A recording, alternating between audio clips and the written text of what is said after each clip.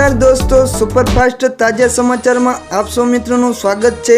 दोस्तों, ताजा और महत्वना समाचार की बात कर लीए तो प्रथम समाचार ने लईने बात करी ले तो अंबालाल पटेल की मोटी आगाही सामे आवी छे। गुजरातना खेडूतों माटे फरी माठा समाचार सामे आव्या छे। राज्य में फरी खेडूतोनी मेहनत पर कमोसमी वरसाद पाणी फेरवी सके छे। राज्य में फरी कमोसमी वरसादनी हवामान निष्णात अंबालाल पटेले आगाही करी छे। आजथी 3 दिवस सुधी अरब सागर में वरसादी सिस्टम बनशे, जेनी सीधी असर गुजरातना वातावरण में जोवा मळशे। हवामान निष्णात अंबालाल पटेलनी आगाहीने लईने बात करी लईए तो कमोसमी वरसादने लईने हवामान निष्णात अंबालाल पटेले आगाही करी छे के 29, 30 और 31 डिसेम्बरे अरब सागर में सिस्टम बनी रहे छे। दक्षिण गुजरात और दक्षिण सौराष्ट्र में हळवा वरसादनी शक्यता है। 1 થી 5 जान्युआरी सुधी મહીસાગર, પંચમહાલ और અરવલ્લી में मावठું पड़ी सके छे। उत्तर गुजरातना કેટલાક જિલ્લામાં પણ હળવા વરસાદની આગાહી કરાઈ છે। કચ્છ, બનાસકાંઠા અને સાબરકાંઠામાં પણ મધ્યમ વરસાદ પડી શકે છે। 5 જાન્યુઆરી સુધી દેશના 70% ભાગમાં વાતાવરણ પલટાઈ શકે છે। दर्शक मित्रों, बीजा महत्वना समाचारनी बात करी लईए तो गुजरात में वर्ग 3 नी भरतीने लई गुड न्यूज।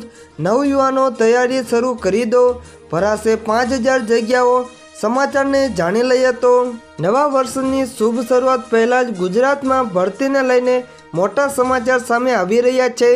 मळती माहिती अनुसार राज्य में आगामी 15 दिवस में वर्ग 3 नी 5000 जग्याओ भरवा माटे भरती बहार पड़शे। वर्ग 3 ना 5000 कर्मचारीनी राज्य में भरती कराशे। आ अंगे उत्तरायण पहला ज गुड न्यूज मळशे। गौण सेवा पसंदगी मंडलना सचिव हसमुख पटेल द्वारा आ अंगेनु ऐलान करवामां आव्युं छे। बीजी बाजु वर्ग 3 नी भरती माटे सरकारे नियमोमां पण फेरफार कर्या छे। जेम के हवेथी जूनियर क्लार्कनी भरती परीक्षा MCQ पद्धतिथी लेवामां आवशे। વધુમાં હેડ ક્લાર્ક, ઓફિસ અસિસ્ટન્ટ સહિત વિવિધ 21 સર્વકની ભરતી માટે મુખ્ય લેખિત પરીક્ષા લેવામાં આવે તેવો પણ નિર્ણય કરવામાં આવ્યા છે। આ અંગે સામાન્ય વહીવટ વિભાગ દ્વારા સત્તાવાર રીતે નોટિફિકેશન બહાર પાડી જાણવામાં આવ્યું છે।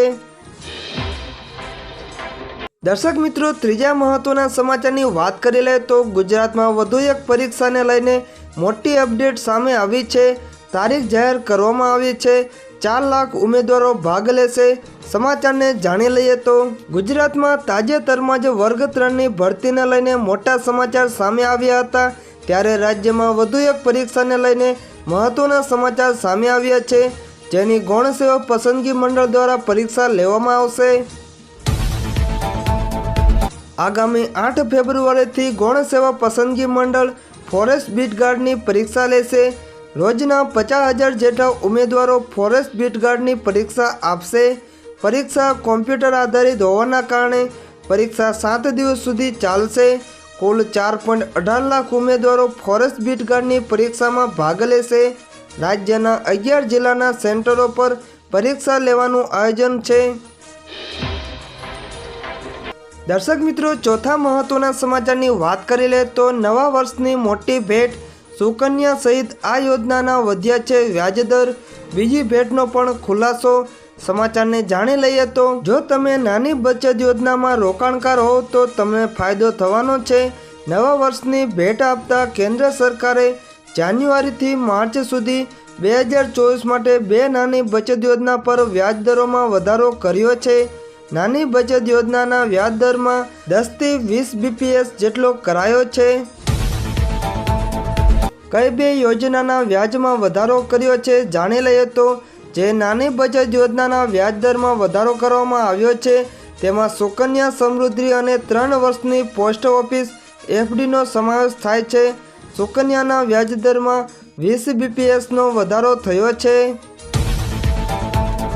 સુકન્યા સમૃદ્ધિ યોજનાના વ્યાજદરમાં પહેલા 8% હતા, જે હવે વધીને 8.20% થઈ ગયો છે। नरेंद्र मोदी सरकारे पोताना पहला कार्यकाल में दीकरीओ माटे सुकन्या समृद्धि योजना शुरू करी हती। आ योजना हेठळ माता पिता 2 દીકરીઓનું ખાતું ખોલાવી શકે છે। આ યોજના હેઠળ લઘુત્તમ ડિપોઝિટ ₹250 છે અને નાણાકીય વર્ષમાં મહત્તમ જમા રકમ 1,50,000 રાખવામાં આવે છે। આ ખાતું બાળકીના નામે ત્યાં સુધી ખોલી શકાશે જ્યાં સુધી તે 10 વર્ષની ન થઈ જાય। સુકન્યા સમૃદ્ધિ યોજનાનું ખાતું પોસ્ટ ઓફિસ અને અધિકૃત બેંકોમાં ખોલી શકાશે। દર્શક મિત્રો, છેલ્લા અને મહત્વના સમાચારની વાત કરી લે તો રામ મંદિરના ઉદ્ઘાટન પહેલા અયોધ્યા નગરીને મળશે 16,000 કરોડની મોટી ભેટ। પીએમ મોદીની મુલાકાત બનશે ઐતિહાસિક। સમાચારને જાણી લઈએ તો પ્રાણ પ્રતિષ્ઠાના કાર્યક્રમ પહેલા વડાપ્રધાન નરેન્દ્ર મોદી 30 ડિસેમ્બરે એટલે કે આવતીકાલે અયોધ્યા જઈ રહ્યા છે। વડાપ્રધાન મોદીની મુલાકાત દરમિયાન માત્ર અયોધ્યા જ નહીં પરંતુ સમગ્ર યુપીને કરોડોની કિંમતની ભેટ આપવામાં આવશે। અત્યાર સુધીનું એવું કહેવામાં આવી રહ્યું હતું કે તે દિવસે અયોધ્યાને લગભગ 6,000 કરોડ રૂપિયાની ભેટ મળશે। હવે આ ભેટ વધીને 16,000 કરોડ રૂપિયા થઈ ગયા છે। વડાપ્રધાન મોદી અયોધ્યાને એરપોર્ટ, હાઈવે, રેલવે સ્ટેશન અને રેલવે લાઇનના ડબલિંગ સહિત અનેક મોટી યોજનામાં ભેટ આપશે। આમાં શ્રી રામ જન્મભૂમિ મંદિર સાથે સંબંધિત મહત્વપૂર્ણ પ્રોજેક્ટ પર વિશેષ ધ્યાન આપવામાં આવશે। 4 મુખ્ય રસ્તાઓનું પણ ઉદ્ઘાટન કરવામાં આવશે। આ ઉપરાંત રાજ્યના અન્ય જિલ્લાના કેટલાક પ્રોજેક્ટનો પણ સમાવેશ કરવામાં આવ્યો છે। આ સિવાય પીએમ નવી અમૃત ભારત અને વંદે ભારત ટ્રેનને પણ લીલી ઝંડી આપશે।